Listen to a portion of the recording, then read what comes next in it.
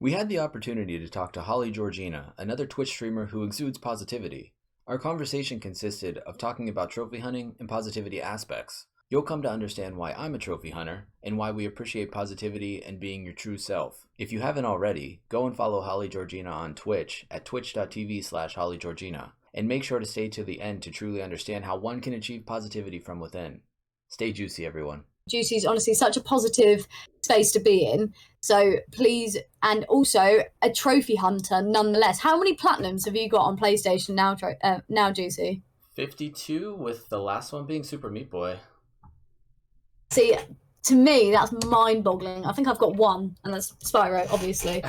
There's some like platinums that I'm like, I couldn't even think about platinum that, because it's the harder levels that I struggle to do, because I've done The Last of Us. I've done The Last of Us Part 2.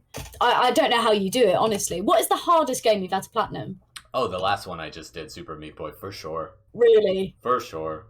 There's over 300 levels, and oh my god, you have to go. There's two worlds within like one world, so there's like a light world and a dark world, and so there's 20 levels in each one in succession. You have to beat 20 of the levels like straight through without dying one time. So I had to do that for like eight different worlds, or eight different like level worlds, and it gets progressively harder as you go on, and the last one is notably like very, very, very tough. But yeah, it was fun. I have a lot of fun doing it. I can imagine. I mean, someone's asked in my chat, has he platinumed Cuphead though? I have, yeah. There you go, mate. He has. That was like my 20. I can imagine that's difficult. My like 27th, I think, or something around there. I have a whole list, so I have them all like noted. I think it's around 27. That's ridiculous. It's fun. Are you alright to go on Rocket League? I'm trying to find it. Yeah, I got it right here. Would you want to play some basketball? Yes, let's do hoops. Yeah. I mean, what is your level for Rocket League? Do you have a level? What's the highest level? Champ, I think. Yeah, that's me. Oh, see, this is what I love. It's just like, yeah, that's me at the top. To be fair though, you've done Little Nightmares as well, haven't you? Platinum the second one. Yeah. Have you played the first one? I played through the first. I played through the base game, but I didn't go the full way. Is there a platinum trophy you've given up on? Yes, and it was because it was a god awful game. Mm-hmm. Do you have any guesses? Can you give me a hint? Yeah, it's a scary game. Resident Evil. It is the second installment of a scary game. Out of two full installments of the game, so it's the finalized one. In other words, so the second is Outlast. Yeah. Oh my god, check me out! It was so terrible though. I didn't like Outlast. The second one's terrible. Oh my god! Just the lore was all over the place, and then all of a sudden at the end of I don't want to spoil anything for anyone, but like, trust me, you're not missing anything, but it's just very gruesome, violent, and very, very disturbing. Very disturbing. Oh, goodness. And I was just like, I can probably play this one time, but God, with platinum trophies, you at least got to go 3 playthroughs. I was so disappointed with the ending. It was a good game. I'm not saying it wasn't a good game, but like, and now everyone's like, Holly, you need to play the there's like a DLC with it as well. Yeah. And that came free with it, so everyone's like, Holly needs to play the DLC now, and I'm like, nope, I'm not ready for it yet. No, the first one was good. I played the first one ironically after the second one, but I actually found the first one to be really, really, really good. Is there any game you think would be a good sort of contender to sort of platinum? Like, you think, like, you know what, this is a good sort of starting ground to sort of, you could definitely platinum this. Bearing in mind, my platinum is Spyro. Yeah, I was just gonna recommend the other two because those are really easy. The other 2 Spyros. Oh, I've done all of them. Oh, okay. So technically 3 platinums. Okay. Yeah, I technically got 3. Yeah, I've got 3. Gotcha. You done Dark Souls? I've done all 3. Yeah. Oh my goodness! Dark Souls 2 is disgusting to do. I don't recommend ever anyone doing it, let alone myself doing it again, I would Well, never even. I've actually got a funny story about it because in my old game testing job, my boss, he Yeah. was a massive fan of like Bloodborne and stuff. He'd platinumed it and stuff. So, and I was like, and obviously I'm obsessed with Spyro, and I've got a cable guy of Spyro, which I hold your controller, and there was an icy version of Spyro, and I was like, I really want that. I want an icy Spyro on my desk, and I've got one over there for my phone, Yeah. and I'd love to have like one for my desk and one for my bedside table. And he was like, okay, Holly, if you pass the first boss on Dark Souls, I will lend you Dark Souls. Ooh. If you do it, you're never going to do it, but if you do it, I will buy you the icy Spyro. So I'm always up for a challenge. So I was like, I will take you on. And he forgot that he said the first boss, which is the tutorial boss, kind of. Yeah. And I did through, it. Right? I did it second time. Oh, okay. I died the first time. So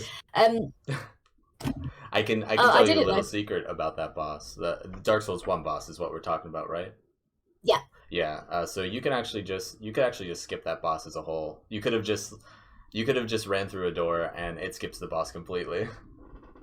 Wait, what? Yeah. Oh my god, I wish I would have known that because that would have been so smart. That's what I thought you did, and that's what I thought the story was leading up to, and I'm like, that would. I wish I was that clever. I wish I would have had that pizzazz to do that. Oh my god.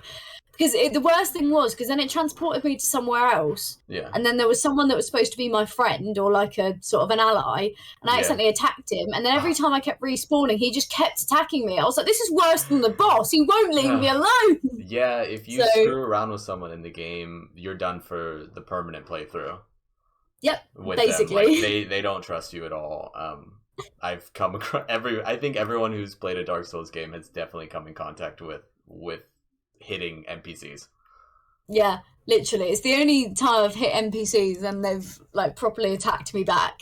Mm-hmm. Like maybe except for Last of Us, but that's a bit different because they're zombies. So what makes you want to like platinum games, Juicy? I mean, for me, I think there's just some sort of like completionist within me. I'm like, because I even did it with Simpsons Hit and Run. I completed it on stream.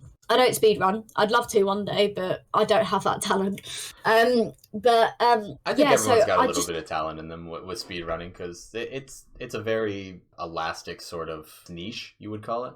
Because everyone can do it, but you know, if we're talking like if you're trying to get like top 100, well, that's a different story. But I feel like everyone can get into speed running, have a bad time, and then just like call it a day. And you know, like your time is your time.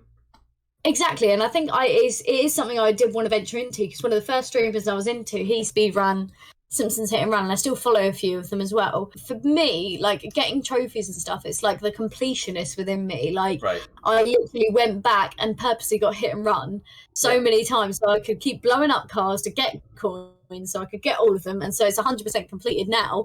But what is it for you like that makes you like strive for that platinum? This is the way I look at platinum trophies and even video games in general.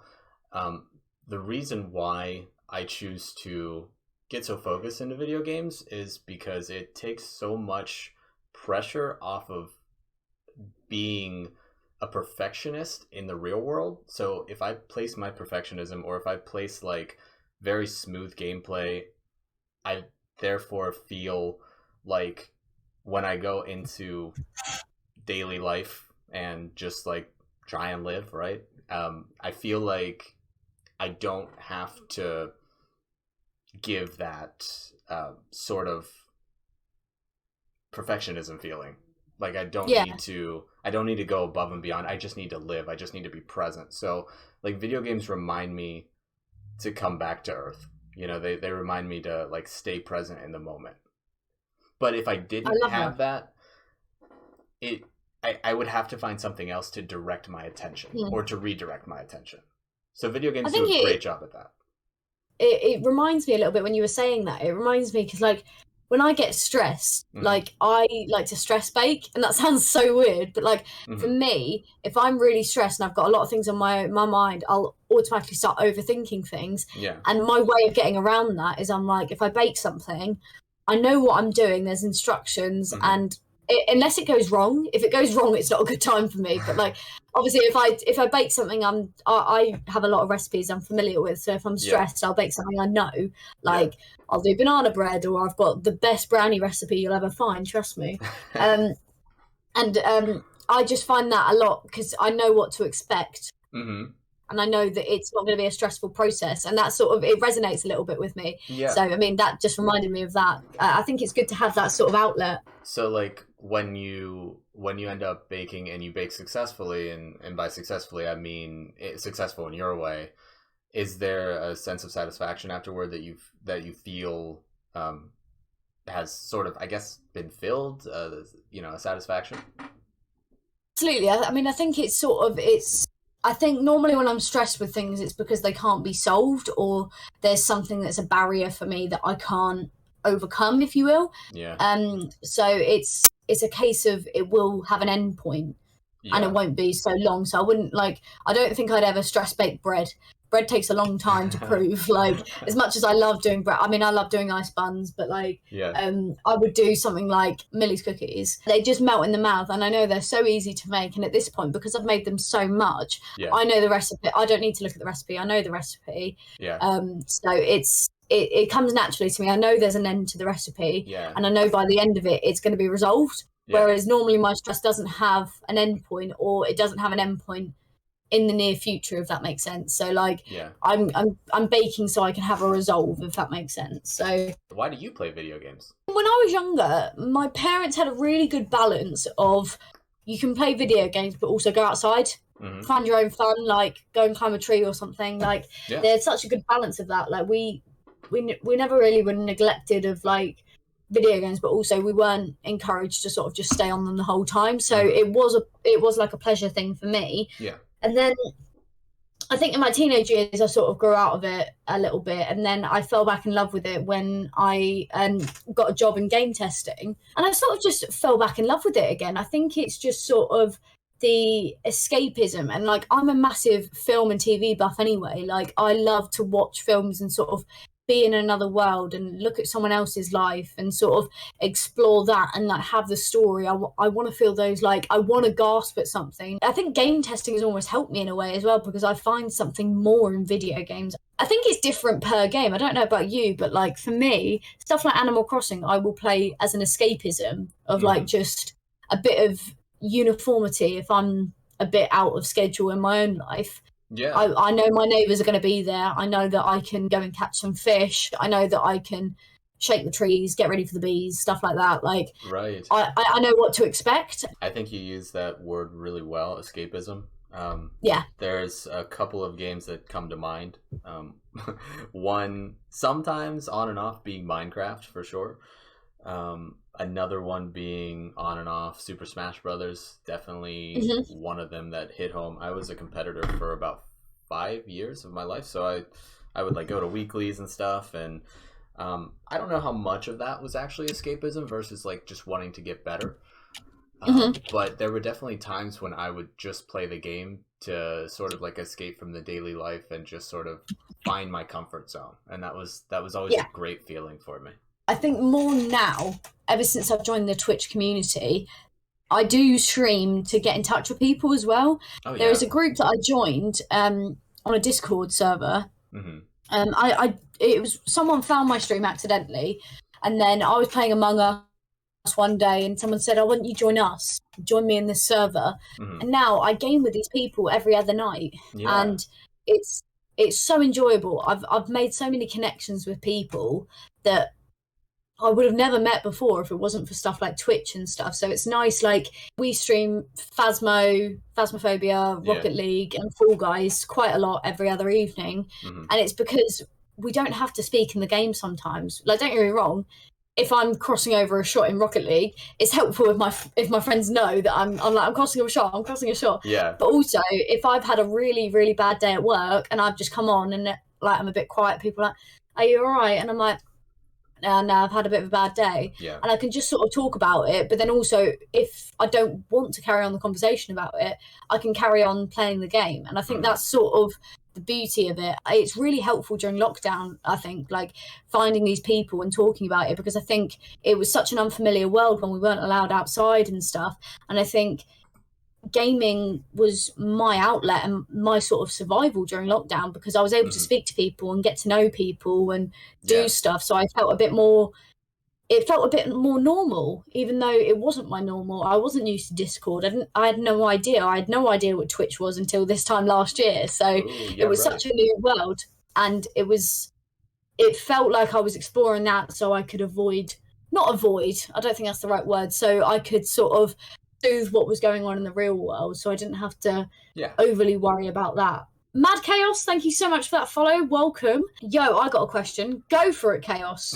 Cookie dough or deal dough? What's deal dough? Oh, don't say that. Don't say that. TOS. Funny. Oh, you just got TOS. Oh my gosh. Funny. I fall for it. I'm so gullible. Yikes. I'm so gullible. Thank you for that. It's always cookie dough. Cookie dough the whole way. At least people can laugh, and I can laugh with people. As long as I can take a joke, is absolutely fine. So if you can't laugh at yourself, you really can't. I don't think you're humorous if you can't laugh at yourself. So you've got to. I think, especially like in those sort of moments. I was saying this the other day. I don't know whether I would actually want streaming to be my full-time job, because I feel like it would take a lot of the enjoyment out of it for me. Because 100% agree. I love it so much, and I love the creativity I've got. I love the community I've built, and I love that I can find new friends every day. But also, there has been times where I have had not so pleasant people in here, and I remember I just had this like onslaught of same people, because they were using different alts but similar names, just coming in saying rude things that in my head I don't sort of address. It goes over my head, so anything they say to me, I don't really register. And I could tell that they were just honestly, for better word, trolls. It was a little bit emotional, but then it did sort of end at the end. Thank God they did stop at one point. That's the thing with Twitch and being a content creator, is like there are a lot of relationships out there between community member and streamer that's more parasocial in nature. So it'll more than likely be one-sided, because like as a streamer we don't really know the community. However, like we love, no matter how much we love them, they know us more than we know them. And so it's that sort of that sort of dynamic that would kind of turn me away from doing this full time, because what I seek is like, instead of just like you as a community member knowing me, I seek a connection where someone can know me just as much as I know them. And so this is why I love doing this part-time, but I also love being a coach, a wellness coach and a personal trainer in the other half of my life, where I can like fully connect with people and just have that sort of relationship. We as a generation are expected to have our phones sellotaped to our hand the whole time.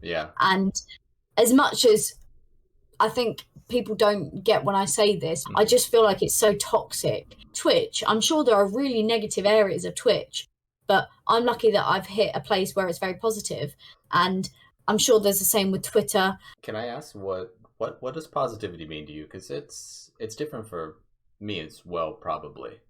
At this very point, I feel like there's negativity coming out everywhere. And I feel like for me, being positive is just trying to bring a little bit of light into darkness. And I know that sounds a bit cliche, but I think, I've always, and I know you know this, but I've always led with the sort of life motto of paying it forward, because I think paying it forward is a bit different to just being nice to someone.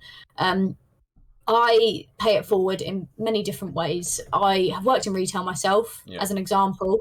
So I know what it's like if you're having a bad day and if someone treats you badly. So whenever I am buying my shopping, I will always have a conversation with the cashier if they are up for it. If they're not, I'm not going to force it out of them. Even the simplest thing of like holding up a door for someone, or I'm a bit obsessed with coffee, so I get a coffee most mornings. I'll be definitely getting one tomorrow, but definitely after today's stream, especially having to deal with me. Absolutely not. You've been an absolute joy. Let me ask you this. What does positivity mean to you from an internal source? That's a deep question. I know. I mean, I think positivity for me is sort of internally Yeah. is sort of take it easy on yourself. Everyone makes mistakes. Yeah. The world is not going to end from your mistake. I think you've got to be gentle with yourself, and I think you've got to look after yourself as well. I think it's very easy to pick up on the negatives of, oh, I did this wrong today at work. But Yeah.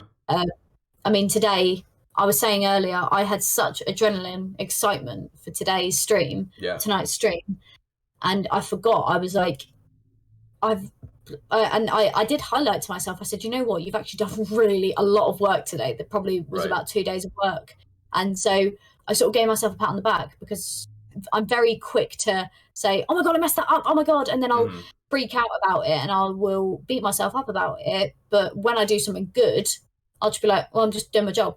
Yeah. And I think it's important to, well, no, you weren't doing your job. That could have taken 2 days, but you knuckled down, you worked hard, and you actually did 2 days of work in one day, which is really commendable. So well done. You actually deserve that. And like my friend taught me once, she always said, when you get paid, always take a little bit of your pay and treat yourself. Yeah. Whether you buy yourself a large coffee instead of a medium, or whether you buy that top that you've been looking at in the sale, or whether you save that little bit of money away and you end up buying your new console that you want to get. Make sure you treat yourself, so you are like looking after yourself as well. And it, as I said, it could be the smallest thing of getting a large coffee instead of a medium. Like it's a small thing, but it will go a long way because you're looking after yourself. And I think that's sort of the main thing. Like, I think it is important to sort of just be nice to yourself. Don't sort of, I feel like people are very easy to be negative on themselves, but you've got to sort of almost step outside your own shoes and say, you know what, yeah, I may be all of these things and I may look at all of the negatives, but you know what, I think I'm actually quite a generous person. I think I look a little bit lighter on the world, and I like to think that I bring a bit of positivity into this world, and that's what I like about myself. And I think you've almost got to remind yourself of that, because it's very easy to get caught up in the negatives, so you've got to remind yourself of the positives. So everyone always produces positivity like from an external source, and they give, but the real giving starts from within. So when it comes to positivity, like the way that I look at it as is in an internal source first, and then it starts to spread outward to everyone else. If I can give to myself enough, I can give to the world. But if I can't give myself enough, then I need to give myself more before I can give myself to the world. I look at positivity also as sort of a gateway of emotional, like being able to let out your emotional self, right? So I look at positivity as being able to be sad at the times you need to be sad, being able to be happy at the times you need to be happy, being able to be angry at the times you need to be angry. But the thing is, with positivity, you need to not only like know why you're angry, but you need to feel it too. So there's like a disconnect between someone actually saying that they're angry, feeling that they're angry, or acting that they're angry. And like usually you'll do one of the three, but you won't put them all together. Like you kind of need like someone to tell you to put them all together before it's like, oh, it clicked. Like that happened to me too. I have to feel, I have to know, I have to think it, like all these things. And so absolutely, positivity is just like being emotionally balanced or imbalanced, it doesn't matter, but as long as you're getting your emotions out at the right times when you need to, and as long as you're keeping your thoughts honest. So there's another thing with your thoughts versus your actions. So whatever goes on in your head is not what happens in reality. So there are a lot of people that will lie to themselves simply just to feel more justified upon their actions. You have to allow yourself to be sad. If you feel sad, don't shut off the emotion and say, oh, I can't be sad, I need to cheer up. Like, because I think one of the worst things someone could say to me if I was in a bad mood or I was upset or I was anxious, if someone was like, oh, cheer up. Like, to me, that's automatically a denial thing for me of like, oh, okay, I've got to put that feeling to the back of my head. Yeah. No, you need to feel that.